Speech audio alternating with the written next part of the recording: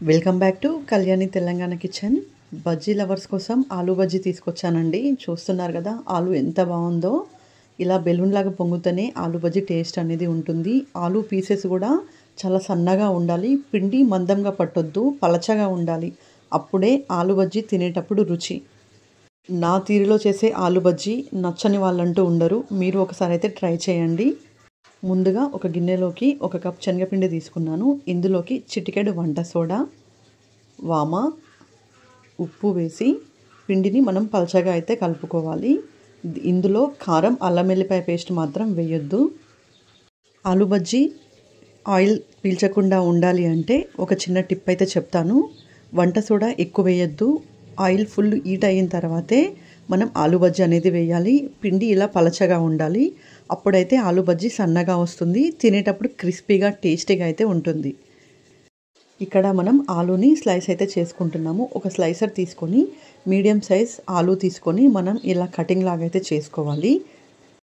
మనం ఆలూ స్లైస్ చేసేటప్పుడు ఫస్ట్ వెళ్ళిన 4-5 పీసులు అయితే వేస్ట్ అయిపోతాయి. అవి షేప్ అనేది అయితే రాదు.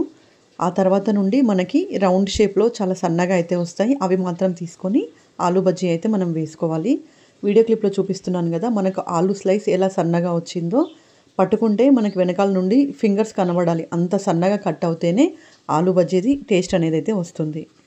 స్టవ్ ఆన్ చేసి ఒక కడాయి పెట్టుకొని డీప్ ఫ్రైకి సరిపడా ఆయిల్ వేసి, నేను వీడియో క్లిప్లో చూపిస్తున్నట్టుగా ఆయిల్ హీట్ అయిన తర్వాత ఆలూ బజ్జీ అనేది ఇలా వేసుకోవాలి.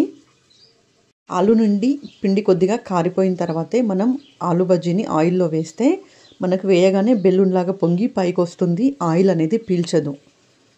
నూనెలో ఉన్నప్పుడు ఆలూని అటు ఇటు ఎక్కువసార్లు తిప్పడం వల్ల ఆలూ ఎక్కువ ఫ్రై అయిపోయి ఆయిల్ అయితే పీల్చేస్తుంది. ఇప్పుడు నేను వీడియో క్లిప్లో 2 టైమ్సే అటు ఇటు తిప్పుతాను.